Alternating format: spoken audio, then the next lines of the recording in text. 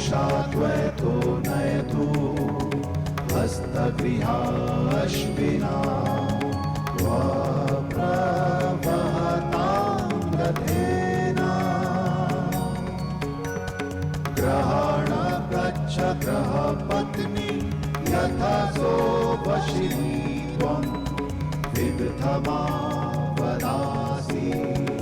इहा प्रियं प्रजायाते समृद्ध्यतामस्मिन् ग्रहे गहीपत्या दीर्घायु भव। एनापत्या तन्वं संसृजस्वाधाचित्री विदधमा सौभाग्यवती भव।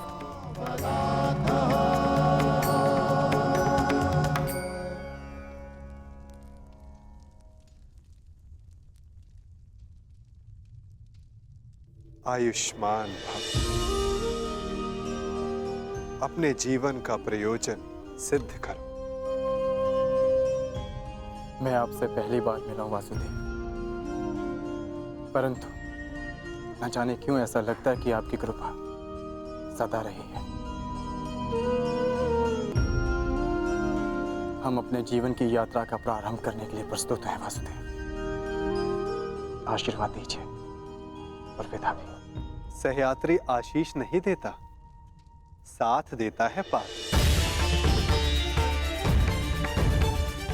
यात्रा तुम्हारी नहीं, हमारी प्रारंभ होने वाली है। मैं आपका तात्पर्य समझा नहीं वासुदेव। अग्नि वायु से विदा नहीं लेती, चूंकि दोनों का संगम ताप उत्पन्न करता है। जल धारा से विदा नहीं लेता, चूंकि उसे पुनः धारा से मिलना होता है। जिन्हें बार बार मिलना है वो विदा नहीं लेते। अर्थात मुझसे विदा ना लो पार, अगले मिलन की तैयारी करो।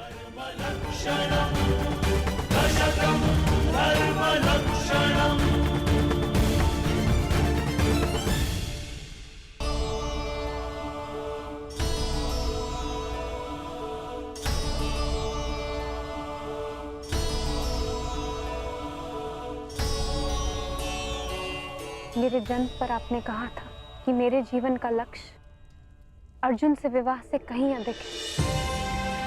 आज मुझे ये अनुभव हो रहा है कि वो लक्ष्य निकट है। निकट तो नया युग है सखी, जिसकी आधारशिला तुम्हें रखनी है। एक वचन दे सकते हैं मधुसूदन? बिना जाने वचन कैसे दे सकता हूँ? क्योंकि आप जानते हैं कि मुझे क्या चाहिए।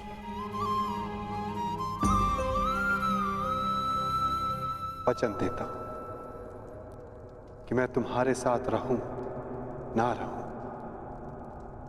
परंतु तुम्हारे साथ सदा रहूंगा।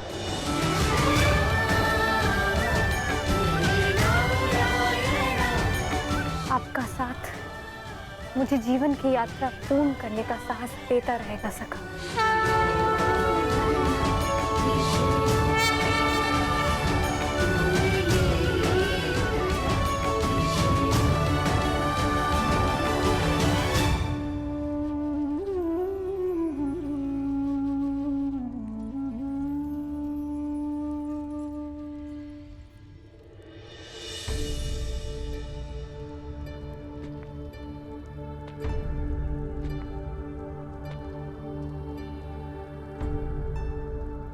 मुझे अपनी भूल का पश्चाताप हो रहा है। इसका क्या तारण है?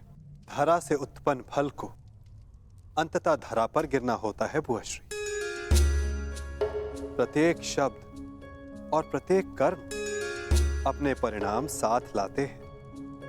समय लगे, परंतु वो परिणाम इसी धरा पर, इसी जन्म में भोगने होते हैं। आपने भी अज्ञातवास बहुत भोग लिया बुआश्री। अब समय आ गया है कि आपका और आपके पुत्रों का परिचय संसार के समक्ष ले आया जाए।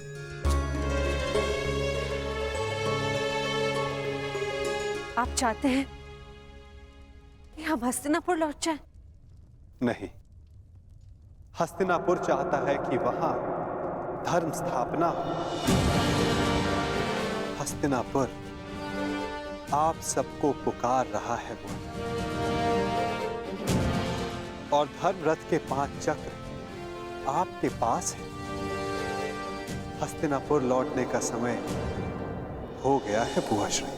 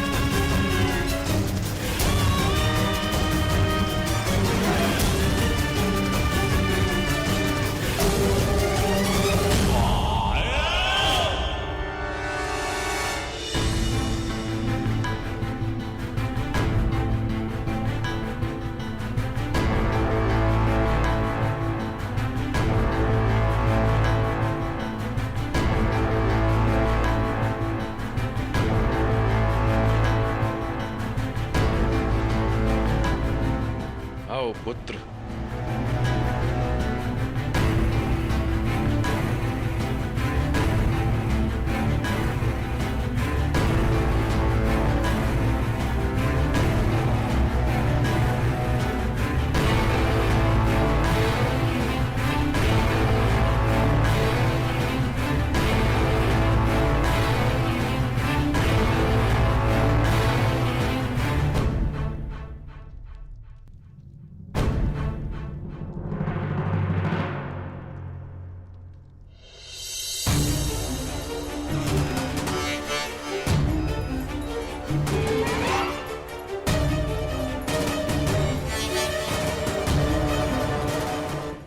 हम दोनों ही जानते हैं कि पांडव अभी जीवित हैं, और यदि दुर्योधन को सम्राट बनते देखना चाहते तो ये सत्य किसी को ज्ञात नहीं होना चाहिए।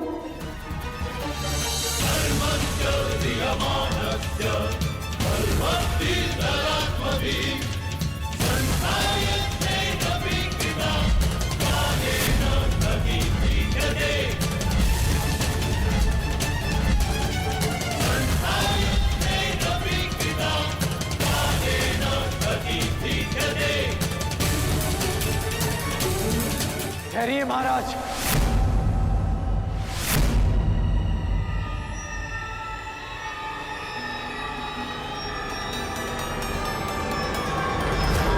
ये राज्याभिषेक नहीं हो सकता।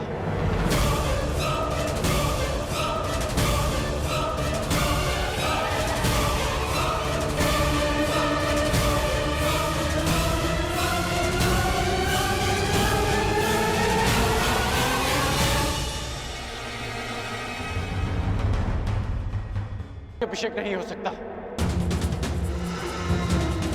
क्योंकि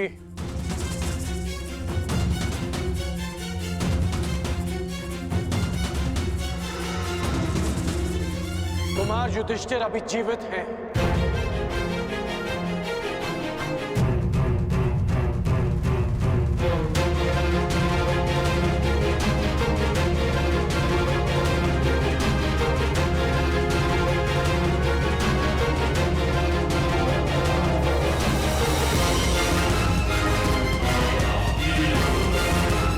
सारे पांडव अभी जीवित हैं।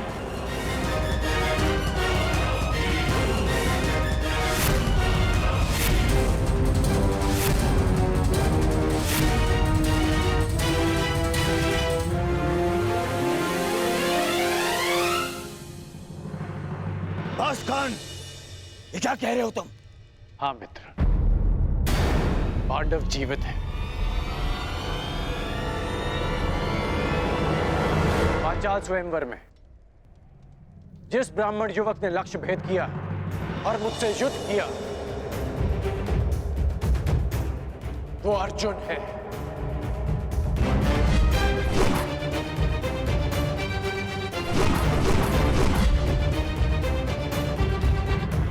जिस ब्राह्मण ने वृक्ष उखाड़कर तुमसे युद्ध किया वो भीम।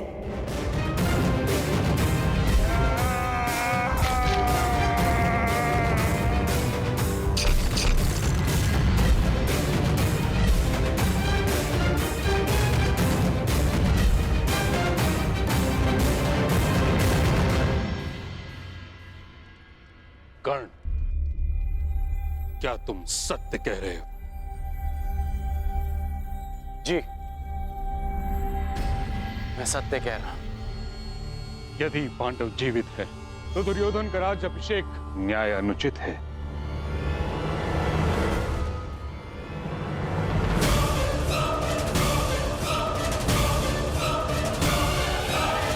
ना ही उसे राजपद देना।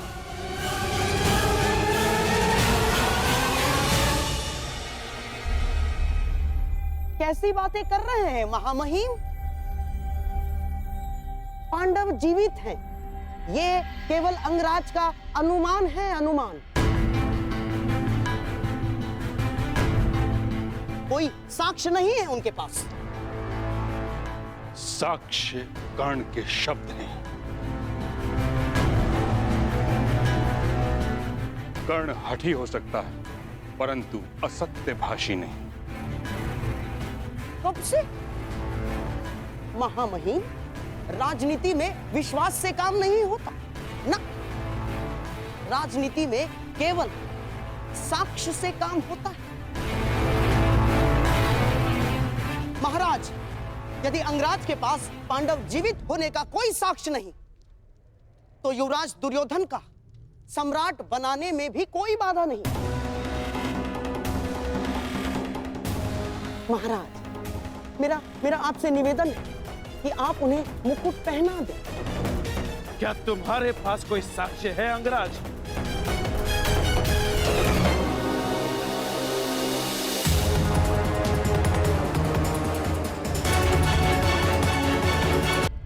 मेरा आपसे निवेदन है कि आप उन्हें मुकुट पहना दें।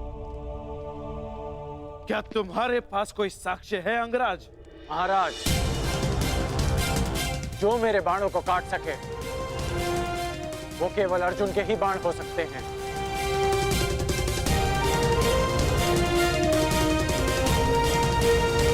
और जो मित्र दुर्योधन को ललकार सके वो केवल भीम ही हो सकता है। ये भी केवल तुम्हारा अनुमान है कर्ण। मैं साक्ष्य की बात कर रहा हूं। कभी कभी अनुमान भी सत्य सिद्ध होते हैं महाराज। मेरा प्रश्न ये है विदुर, यदि पांडव जीवित हैं तो वो अभी तक हस्तिनापुर क्यों नहीं आए? इतने समय तक छिपे क्यों रहे? क्या कोई उत्तर है तुम्हारे पास?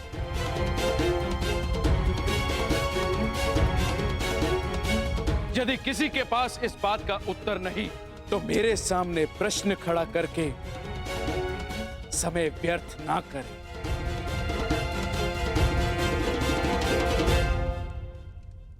तो मेरा निर्णय है कि दुर्योधन का राज्य अभिषेक होगा।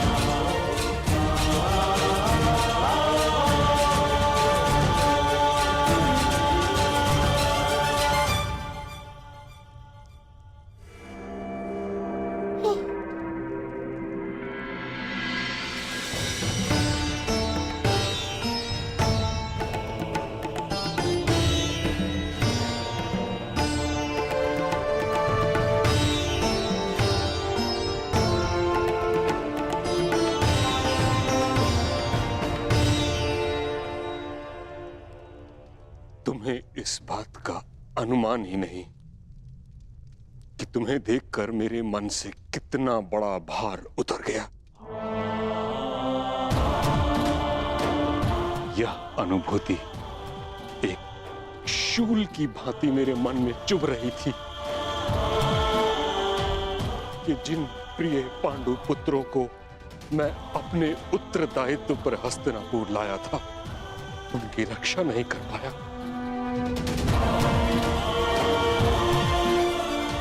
इस समय तुम सबको सकुशल देखकर तुम अनुमान नहीं लगा सकते कि मुझे कितनी प्रसन्नता हो रही।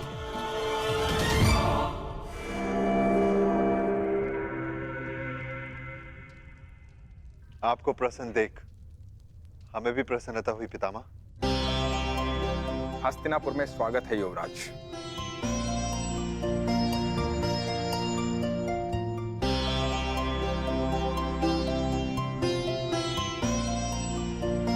धन्यवाद विदुर काका श्री।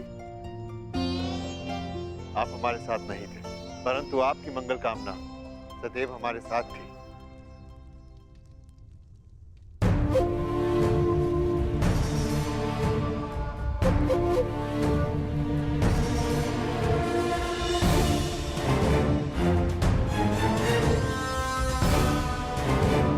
मेरे पुत्रों, ईश्वर की महान कृपा है कि तुम सब सकुशल हो। अब मैं मृत्यु उपरांत अपने भ्राता पांडु को अपना मुख दिखा सकूंगा। पिताश्री को सदैव अपने ज्येष्ठ भ्राताश्री पर गर्व रहेगा महाराज। अर्नावत में आपके पुत्र दुर्योधन ने जो हमारे स्वागत के प्रबंध किए हैं, हम कभी नहीं भुला सकते।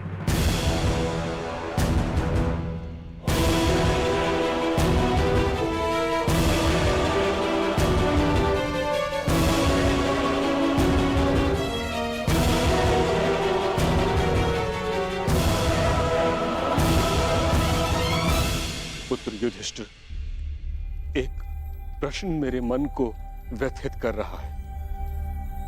तुम सब जब वर्णावत की दुर्घटना में सुरक्षित थे तो हस्तिनापुर क्यों नहीं चले आए?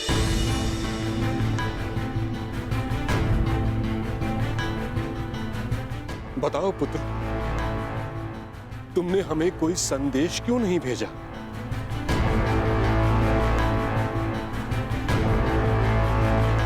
युधिष्ठिर, इतना मैं जानता हूं कि भयभीत तुम किसी से हो नहीं और असत्य तुम कहोगे नहीं।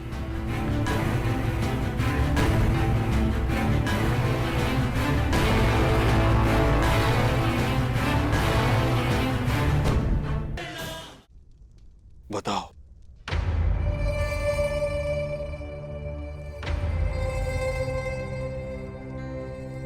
हम आपको कष्ट नहीं देना चाहते थे पितामह,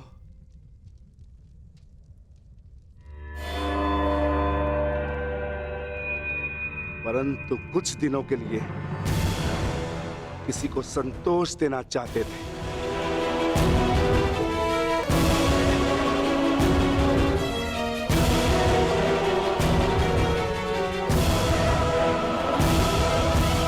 भीम का तात्पर्य यह है कि हम माता श्री को संतोष देना चाहते थे, क्योंकि माता श्री हस्तिनापुर में नहीं आना चाहती थी। परंतु क्यों? पुत्री कुंती के मन में यह विचार क्यों आया? क्योंकि मैं चाहती थी मेरे पुत्र सामान्य जीवन जिए।